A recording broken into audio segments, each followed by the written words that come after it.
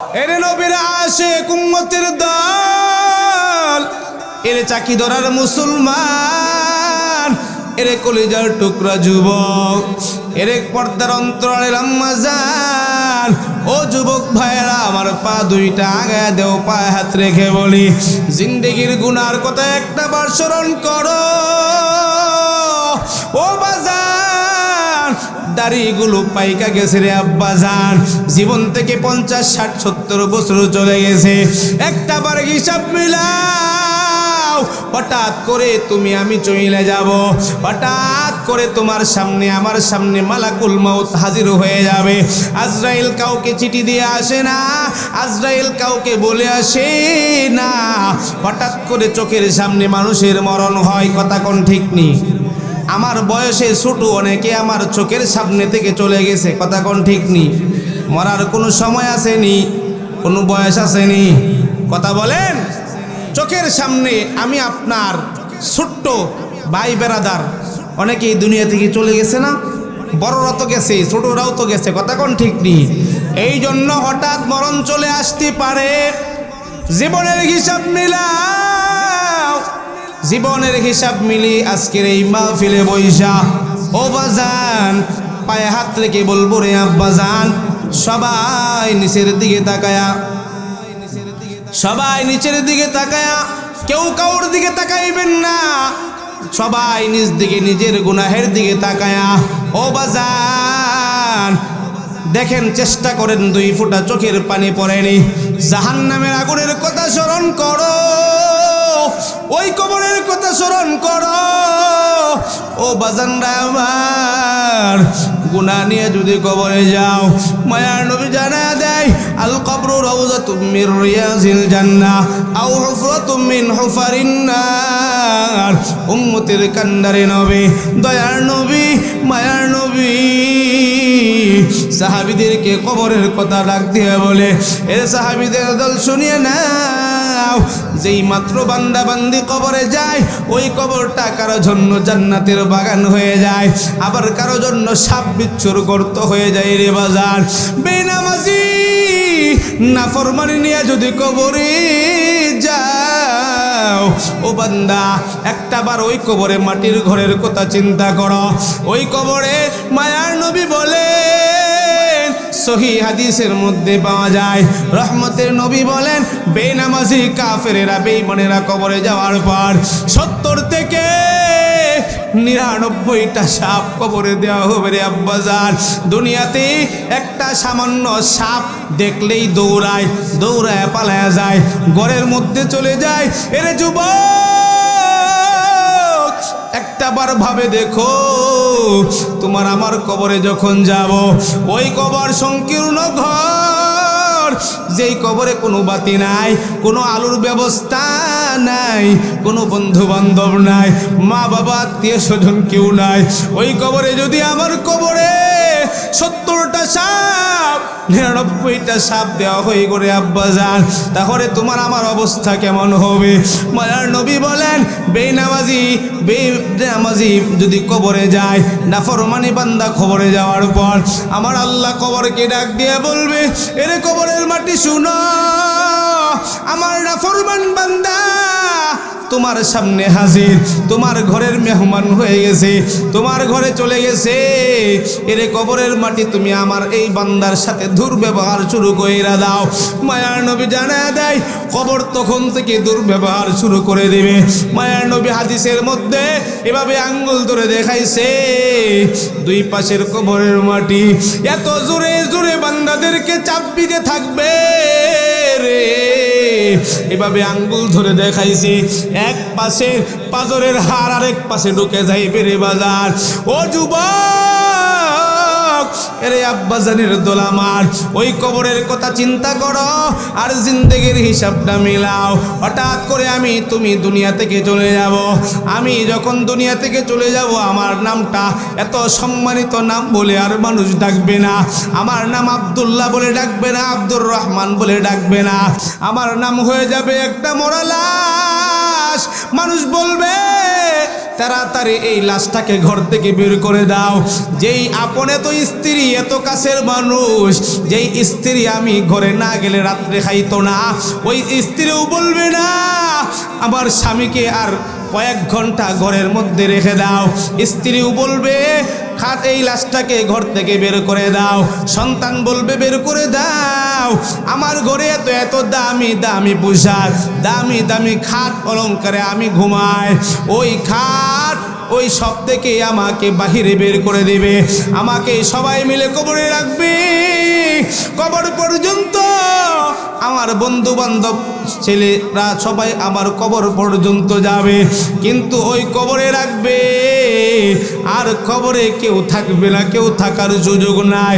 যেই মাত্র কবরের মধ্যে ফেরেশতারা চলে আসবে, ওই ফেরেশতা আসবে, আসার পর সওয়াল হবে তিনটা। ও বান্দা, রবের পরিচয় দাও, ধর্মের পরিচয় দাও, রহমতুল লিল আলামিনের পরিচয় দাও। ও বান্দা, এরে মুসলমান, ধর্ম কতটুক মানতেছি আমি আপনি জানি। ধর্ম যদি না মানি ধর্মের পরিচয় দিতে পারবো না।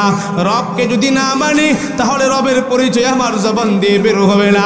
মায়ার নবীকে যদি না মানিয়া চলো, রহমতুল লিল আলামিনের আদর্শ যদি না মেনে চলো, তাহলে রহমতুল লিল আলামিনের পরিচয় জবান দিয়ে বের হবে না। নাফরমান বান্দা বলবে হা হা লা আদরি, লা আদরি, আমি তো এই প্রশ্নের জবাব পারি না। যেই বার বলবে, যতবার জিজ্ঞাসা করবে, বান্দা বলবে লা আদরি, আমি তো জানি না, আমি তো জানি না বলার পর রহমতের নবী হাদিসের মধ্যে জানায়, ওই কবরের মধ্যে অন্ধ, বধির, বুবা ফেরেশতা দেওয়া হবে। যেই ফেরেশতা চোখ দিয়া দেখবে না, মার দিলে, হাতুড়ি দিয়ে আঘাত করলে মাথায় লাগবে নাকি শরীরে লাগবে, যেই ফেরেশতা দেখতে পারবে না, যেই ফেরেশতা শুনতে পারবে না, বান্দার হাউমাউ করে চিৎকারের আওয়াজ, বান্দা এত জোরে জোরে চিৎকার করবে, যেই ফেরেশতা শুনতে পারবে না, কেননা কানে শুনবে না, ওই ফেরেশতা তার সাথে দুর্ব্যবহার শুরু করে দিবে। এই জন্য মায়ার নবীর সাহাবী হযরত উসমান রাদিয়াল্লাহু তাআলা আনহু যখন কবরের পাশে হাঁটতেন, কবরে যাওয়ার পর হাউমাউ করে কান্না করতেন, দাড়িগুলো ওনার ভিজে যাইতো। সাহাবীরা জিজ্ঞাসা করে, রে ভাই উসমান, যখন জান্নাতের আলোচনা হয়, জাহান্নামের আলোচনা হয়, তুমি এত হাউমাউ করে, তুমি এত কান্না করো না, কিন্তু যখন তুমি কবরের সামনে আসো এত জোরে জোরে কেন কান্না করো? উসমান রাদিয়াল্লাহু তাআলা আনহু ডাক দিয়ে বলে, এ সাহাবীদের দল, মায়ার নবী জানায় দিয়েছে আখিরাতের প্রথম ঘাটি হবে বান্দাদের কবর। এই কবরে যদি প্রথম ঘাটির মধ্যে কোনো বান্দা বান্দি ধরা খেয়ে যায়, তাহলে বান্দার সব বাকি পরকাল পুরাটাই বরবাদ হয়ে যাবে, পুরাটাই বরবাদ হয়ে যাবে। ওই কিয়ামতের ময়দানের কথা চিন্তা করো, ময়দানে মাহশারের কথা চিন্তা করো। ও বাজান, বানায়া বানায়া বলি না, কোরআনের মধ্যে আল্লাহ জানায়া দেয়, সূরাত আবাসার আয়াত আল্লাহ জানায়া দেয়, ইয়াউমা ইয়াফিরুল মারউ মিন আখিহি ওয়া উম্মিহি ওয়া আবিহি ওয়া সাহিবাতিহি ওয়া বানি। মায়ার নবী আল্লাহ তাআলা জানায়া দেয়, ওই কিয়ামতের ময়দান বড় ভয়ঙ্কর। ওই ময়দানে লাখো লাখো কোটি কোটি মানুষের সামনে কেউ কাউকে চিনবে না, কেউ কারো পরিচয় দিবে না। মায়ার নবী সরকারে দু আলম নবী প্রায় সময় ঘরের মধ্যে হঠাৎ করে কান্নায় ভেঙে পড়তেন, কাঁদতে থাকতেন। আর আম্মা জান আয়েশা জিজ্ঞাসা করতেন, ও নবী আমার, আপনি এত বেশি কেন কান্না করেন? হঠাৎ করে আপনি কেন কান্না করেন? ও নবী, আপনার কান্নার কারণটা কি? মায়ার নবী জানাইতেন, এরে আয়েশা শুনো, আমি কান্না করি ওই ময়দানে মাহশারের কথা চিন্তা করে। আমার পথ বলা উম্মতেরা ওই হাসরের ময়দানে ধরা খেয়ে যাবে। ওই হাসরের ময়দান ইয়াফিরুল মারউ মিন আখি, ভাই ভাই থেকে পলায়ন করবে, কেউ কাউকে চিনবে না। দুনিয়ায় থাকতেই তো ভাই ভাইয়ের পর হয়ে যায়, কথা কোন ঠিক নেই? ভাই ভাইকে চিনি না, দুনিয়া থাকতেই পর হয়ে যায়। আল্লাহ তাআলা বলেন এমন এক ময়দান ভাই ভাইয়ের পর হয়ে যাবে। ওয়া উম্মিহি ওয়া বানি, সন্তান তার মাকে চিনবে না, মা সন্তানকে চিনবে না, বাবা সন্তানকে চিনবে না। সবাই সবাই পরিচয় গোপন করবে, সবাই শুধু নিজেকে নিয়ে ব্যস্ত থাকবে। ওই সময় এমন একটা সময় আল্লাহ জানা দেয়, ময়দানে মাহশারে মানুষগুলো কতদিন থাকবে জানো নি? আল্লাহ কোরআনের আয়াত সূরাতুল মাআরিজের আয়াত আল্লাহ জানা দেয় 50 আলফা সানা, 50,000 বছর ওই ময়দানে মাহশারে মানুষগুলো বিচারের জন্য অপেক্ষা করতে থাকবে, মানুষগুলো অপেক্ষা করতে থাকবে। এই দিক দিয়া আমার আল্লাহ কুদরতি আওয়াজে হাসরের ময়দানে বৈশা আল্লাহ তাআলা ডাক দিয়ে বলবে, লিমানিল মুলকুল ইয়াউম লিল্লাহিল ওয়াহিদিল কাহ্হার। আমার দয়ার মাওলা রে,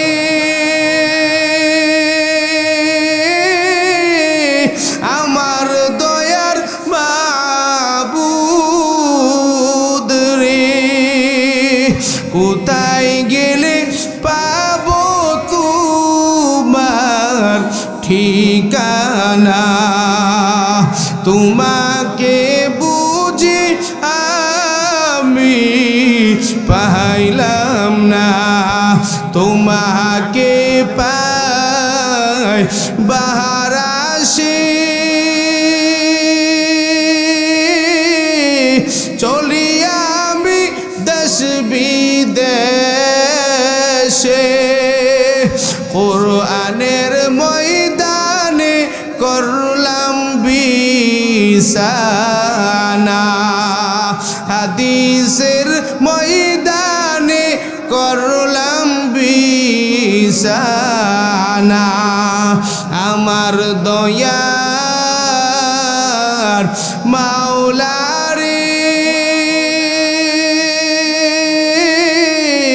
আমার দয়ার মাবুদ রে, কোথায় গেলে পাবো তোমার ঠিকানা?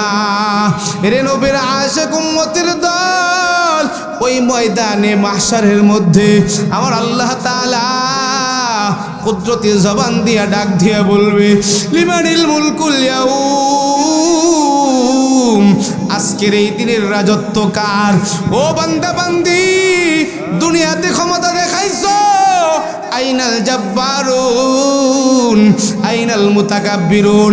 ও বান্দা, দুনিয়াতে ক্ষমতার ভয়ে ক্ষমতার জন্য অহংকার করছো, ক্ষমতা দেখায় চলছো, বুক ফুলায় চলছো।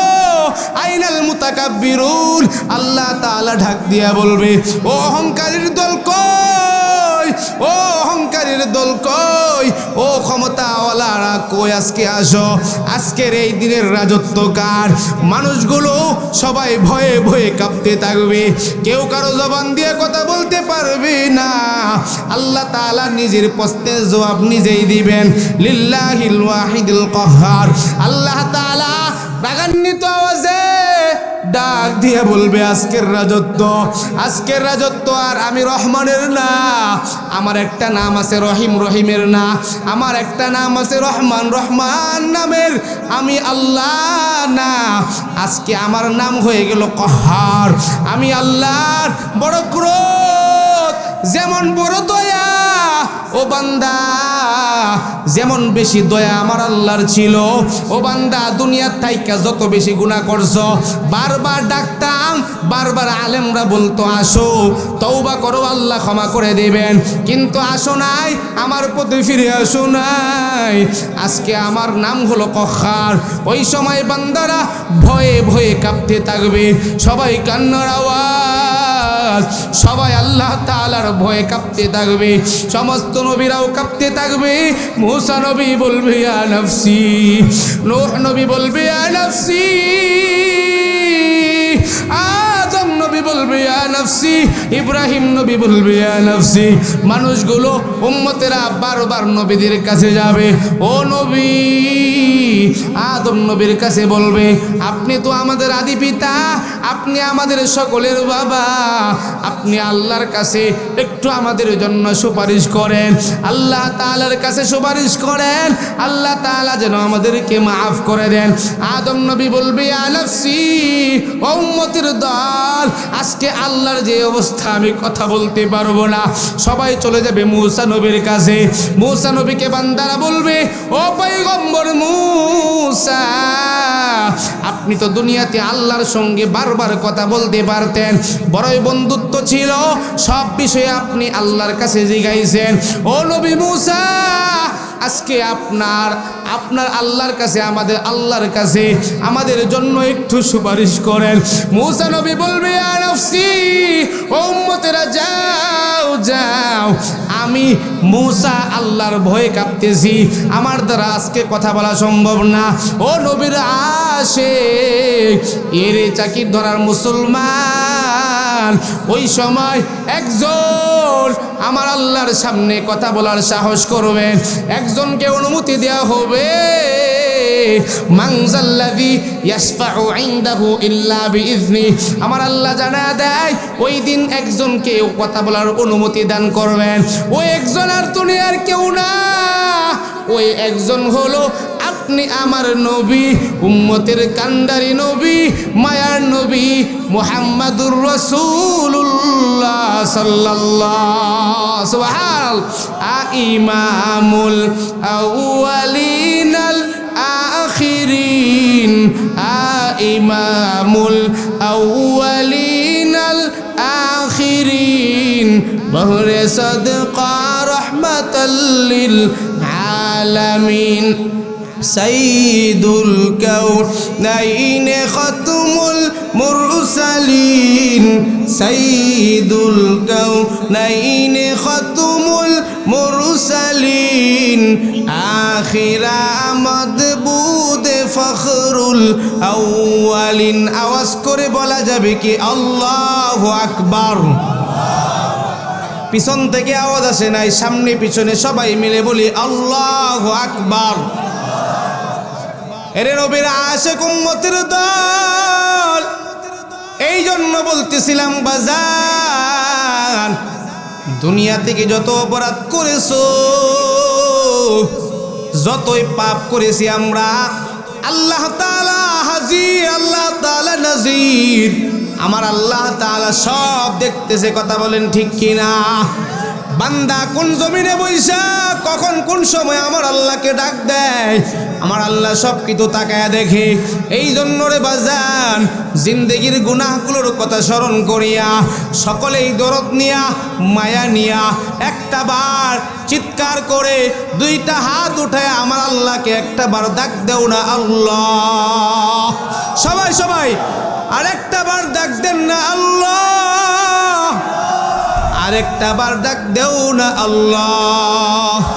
এরে নবীর আশিক উম্মতের দল, দুনিয়ার জমিনে সবাই আমাদের সন্তান আছে, যখন ঘরের মধ্যে যায়, আমার সন্তান যখন আমাকে দেখে দৌড়ায়, যখন সন্তান আমার কাছে আসে আর আব্বু বলে যখন ডাক দেয়, আমাদের কলিজা ঠান্ডা হয়ে যায়। কথা কোন ঠিক নেই? জোরে বলেন।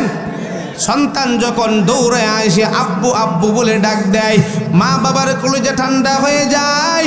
কিন্তু আল্লাহ তাআলা ডাক দিয়ে বলে, ও দুনিয়ার উম্মত, দুনিয়ার জমিনে তোমার মা বাবার কলিজার মধ্যে দরদ দিলাম, মোহাব্বত দিলাম আমি আল্লাহ। আওয়াজ দিয়া বলেন, আমার আল্লাহর দয়া কি দুনিয়ার মানুষদের থেকে কম? জোরে বলেন, কম না বেশি? জোরে বলেন। ও নবীর আশিক উম্মতের দল, আমার আল্লাহ তাআলা কেমন দয়ার আল্লাহ, কেমন দয়ালু, আল্লাহর কুদরতি অন্তরে কেমন দয়া।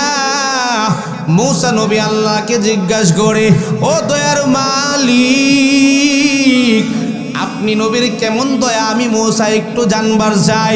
ও আল্লাহ, আপনি দুনিয়ার মানুষদের প্রতি কেমন দয়া করবেন, কেমন মায়া করেন, আমি মূসাকে একটু জানায়া দেন। আল্লাহ তাআলা ডাক দিয়া বলে, এরে মূসা, আমার দয়া সম্পর্কে যদি জানতে চাও তাহলে তুমি তাকায় দেখো, তুমি যেখানে আছো ওইটার পাশে একটা পাহাড় আছে, তুমি যাও খোঁজ খবর নাও, ওই যে পাহাড়ের মধ্যে একটা যুবক যুবতীকে দেখতে পাইবা। মূসা নবী আল্লাহর কথা শোনার পর মূসা পয়গম্বর পাহাড়ের কিনারে যায়, তাকায় দেখে একটা যুবক আর একটা যুবতী কথা বলতেছে।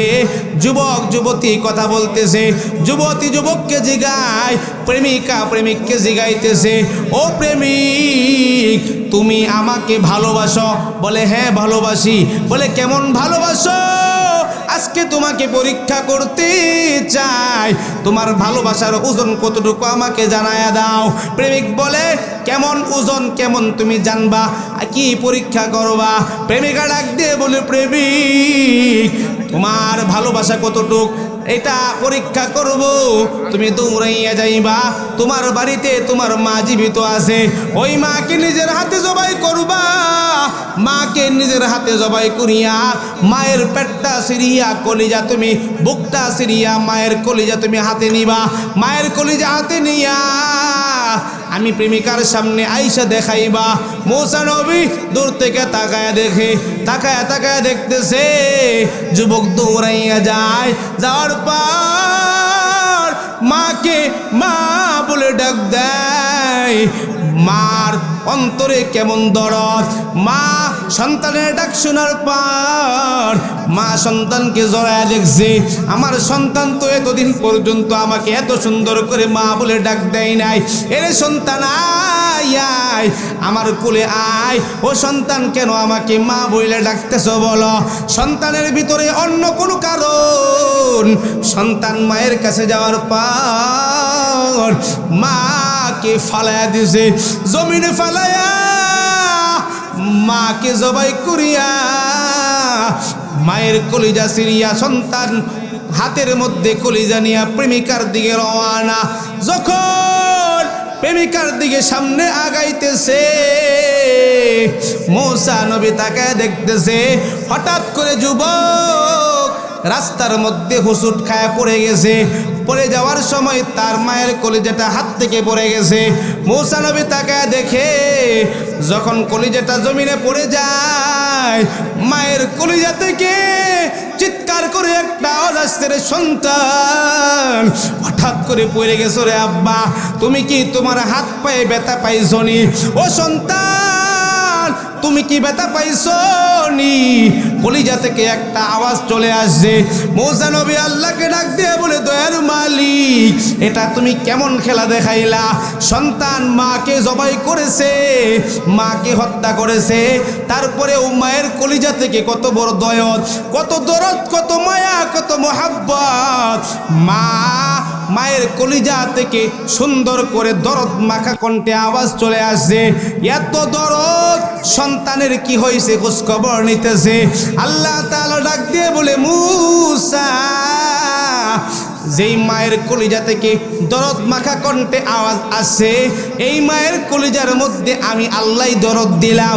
এর মূসা শুনিয়ে নাও, দুনিয়া সৃষ্টি করার পর আমি আল্লাহর দয়া 100 ভাগ, 100 ভাগের এক ভাগের 99 ভাগ রাইখা 1% দুনিয়ার প্রত্যেকটা মা বাবার কলিজার মধ্যে আমি দিয়ে দিলাম। আর বাকি 99 ভাগ দরদ দরদ মায়া আমি আল্লাহ নিজে রাইখা দিলাম। দুনিয়ার জমিনে মাকে এত কষ্ট দেওয়ার পর মা যদি সন্তানকে দরদ মাখা কণ্ঠে ডাক দিতে পারে, তাহলে মুসা শুনে নাও দুনিয়ার জমিনে বান্দা বান্দিরা পথবোলা উম্মতেরা বারবার বারবার গুনাহ করবে, বারবার গুনাহ করে ফেলবে। গুনাহ করার পরেও যদি কোনো বান্দা খাঁটি দিলে খাঁটি অন্তরে আমি আল্লাহর কাছে আসে, ফিরে আসে, ওই চাকি ধরা মাহফিলে যাইয়া যদি আমি আল্লাহকে হাজির নাজির মনে করে যদি চোখের পানি ছাড়ে আর তওবা করতে পারে, তাহলে বান্দা ওই বান্দাদের জিন্দেগির কবিরা সগীরা গুনাহগুলো আমি আল্লাহ মাফ করে দেব। তওবা করে আবার তওবা ভাঙ্গিলা করে আবার তওবা ভাঙ্গিলাম, অবশেষে খাঁটি তওবা করিলাম, অবশেষে খাঁটি তওবা করিলাম। আওয়াজ দিয়ে একবার আল্লাহকে ডাক দেন না আল্লাহ, আরো জোরে বলেন না আল্লাহ। এরে নবীর আশিক উম্মতের দল, এরে চাকি ধরার মুসলমান, এরে কলিজার টুকরা যুবক, এই জন্য আপনাদের সামনে আমি হাদিস থেকে তেলাওয়াত করলাম।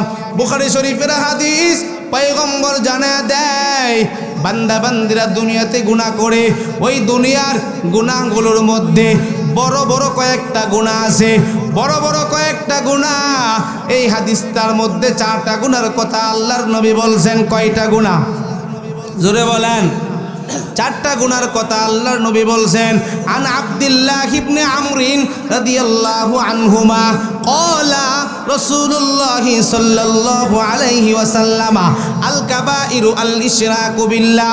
উম্মতের নবী, আন্দারি নবী, মায়ার নবী, সরকারে দো আলম নবী জানায়া দেয়, ও উম্মতের দল, দুনিয়ার জমিনে গুনাহ করো, তবে গুনাহগুলোর মধ্যে কবিরা গুনাহ আছে।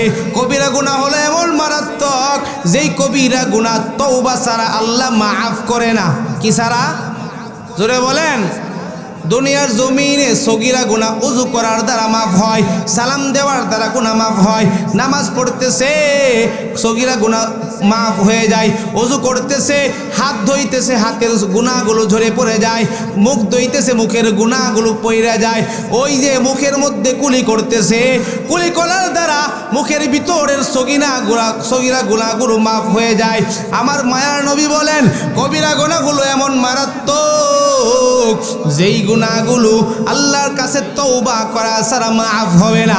1 নাম্বার কবিরা গুনাহ শুনি নাও, মায়ার নবী বলেন আল ইশরাকু বিল্লাহ। 1 নাম্বার গুনাহ হলো আল্লাহর সাথে শিরিক করা। কি করা বলেন? জোরে বলেন। শিরিক মানে আল্লাহর সাথে অন্য কাউকে শরীক, আল্লাহর সাথে অন্য কাউকে শরীক। আওয়াজ দিয়ে বলেন আল্লাহর সমকক্ষ অন্য কেউ আসেনি। জোরে বলেন। দুনিয়া সৃষ্টি করার পেছনে একজন আছে, তিনি কে? সুস্থতা দেওয়ার মালিক একজন, তিনি কে? সম্মান দেওয়ার মালিক একজন, তিনি কে? রাত্র দেওয়ার মালিক একজন, তিনি কে? সকালবেলা আবার সূর্য ওঠায় একজন, তিনি কে? আচ্ছা মানুষ বলো দেখি রাত্রি কেন কালো? আচ্ছা মানুষ বলো দেখি রাত্র কেন কালো? চাঁদ সূর্য এত আলো কোথা হতে পেল? পাখিগুলো কই না কথা, পশু পাখি কই না কথা, মানুষ কেন কয়? মানুষ কেন কয় রাত্র গেলে আবার সকাল কেমন করে হয়? কথা কোন ঠিক নি? ফুলগুলো সব নানান রঙের কেমন করে হয়? পাতাগুলো সবুজ বটে ফুলের মতো নয়। কথা কোন ঠিক নি? দুধ কেন হয় সাদা মরিচ কেনে ঝাল, আমগুলো সব পাকলে পরে কেমনে হয় তালাল। আমরা সবাই বাস করি ভাই এই দুনিয়ার অঙ্গে, হাতের লেখা আর মিলে না চেহারা কারো সঙ্গে, আর মিলে না কথার ধরন বুড়ি আঙ্গুলের টিপ, আর মিলে না কথার ধরন বুড়ি আঙ্গুলের টিপ। আল্লাহ তাআলা একজন আছে প্রমাণ হলো টিপ। চিল্লা কর ঠিক না? আমার আল্লাহ তাআলা একজন, ওই একজনকে দুনিয়ার জমিনে ওই একজনের কুদরতি পায়ে সেজদা দেওয়া লাগবে। কথা কোন ঠিক নেই? আল্লাহর কুদরতি পাও ছাড়া অন্য কোনো জায়গায়, অন্য কোনো পীরের সামনে, ওলির সামনে, হুজুরের সামনে, মাশায়েখের সামনে, কবরের সামনে, কোনো পাথরের সামনে এই কপাল নুয়ানো যাবে? জোরে কয় না? যদি জীবনে এই কপাল নুয়ে থাকেন, কাউকে সাজদা দিয়ে থাকেন, ও বাজান, কাউকে গালি দেওয়ার জন্য না, কারো বিরুদ্ধে বলতেছি না। কোরআন সত্য, হাদিস সত্য, আল্লাহ সত্য, মায়ার নবী সত্য, জান্নাত সত্য, জাহান্নাম সত্য। কোরআন থেকে বলি, যদি কোনো এই কপাল দ্বারা কোনোদিন আল্লাহ ছাড়া অন্য কারো কাছে সেজদা দিয়ে থাকেন, তাহলে এই মুহূর্ত থেকে তওবা করবেন। কেননা মায়ার নবীর হাদিস সত্য, আল্লাহর কোরআন সত্য। আল্লাহ বলতেছেন, ওয়া মাই ইউশরিক বিল্লাহ ফাকাদ হারামাল্লাহু আলাইহিল জান্নাহ। আল্লাহ বলেন, যেই বান্দা, যেই বান্দি আমি আল্লাহর সাথে অন্য কাউকে শরিক করবে, শিরিক করবে, অংশীদার বানাবে, ওই বান্দার জন্য ফাকাদ হারামাল্লাহু আলাইহিল জান্নাহ, তার জন্য আমি আল্লাহ জান্নাত হারাম করে দিলাম। জোরে কন নাউজুবিল্লাহ। আওয়াজ দিয়ে বলেন, যেই বান্দার জন্য জান্নাত হারাম হয়ে যাবে, তার জন্য অবধারিত কি থাকবে? কি থাকবে বলেন? যার জন্য জান্নাত হারাম, তার জন্য কি জাহান্নাম অবধারিত। এই জন্য বাজান, শিরিক থেকে আমাদের বেঁচে থাকা লাগবে কি লাগবে না? ইবাদতের মধ্যেও শিরিক আছে না নাই? জোরে বলেন। ইবাদতের মধ্যে আবার কেমন শিরিক? কয় নামাজ পড়ি, নামাজ পড়তেছি, নামাজ পড়ার পিছনে আমাদের উদ্দেশ্য মাকসাদ থাকবে একমাত্র আল্লাহর রাজি খুশি। একমাত্র, কথা বলেন, একমাত্র কার জন্য নামাজ হবে? দুনিয়ার কাউকে দেখানোর জন্য। কিন্তু এই নামাজের মধ্যে শয়তান আমাদের ভিতরে ধোঁকা দিয়ে দেয়, এই ভালো করে নামাজ পড়, তাকায় আছে একজন, দেখবে সে আমাকে ভালো নামাজি বলবে। আছে না নাই? কথা বলেন, আছে না নাই? এই তসবিহ পড়তেছিস, ভালো করে দেখা দেখায় পড়ে, জোরে জোরে কর সুবহানাল্লাহ, সুবহানাল্লাহ, জোরে জোরে কর। এলাকার তরে ফিসাব বলবো, দরবেশ বলবে, মানুষ তোকে সম্মান করবো, বড় হুজুর বলবো। আছে না নাই? কথা বলেন। এই দান করতেছি, দানের মধ্যেও আমার ভিতরে শয়তান ঢুকায়া দেয়, বড় দানবীর বলবে, লেখার শুরুতে, নামের শুরুতে বিশিষ্ট দানবীর না বললে রাগান্বিত হয়ে যায়, এমন মানুষ আছে না নাই? কথা বলেন। হজ করে আসছে, নামের শুরুতে আলহাজ লাগাই নাই, আমি হজ করব, নামের শুরুতে বিশাল বড় একটা টাইটেল দিব আলহাজ, মানুষে আমাকে হাজি সাহেব বলে একটা ডাক দিবে। যদি এই মন মানসিকতা থাকে, তাহলে মানুষকে সন্তুষ্ট করা হলো নাকি আল্লাহকে সন্তুষ্ট? মানুষকে। কথা বলেন। নামের শুরুতে আমাকে হাজি সাহেব বলবে, এই জন্য যদি কোনো বান্দা হজ করে, একবার নয়, দুইবার নয়, 70 বার হজ করার দ্বারা হজ কবুল হবে। জোরে বলেন। আমি এক সময় আমাদের মাদ্রাসায় একজন দান করছে, দান করার পরে নাম লিখতেছি, ভাই আপনার নাম কি? হুজুর সেলিম। তা আমি লিখলাম জনাব মোহাম্মদ সেলিম সাহেব।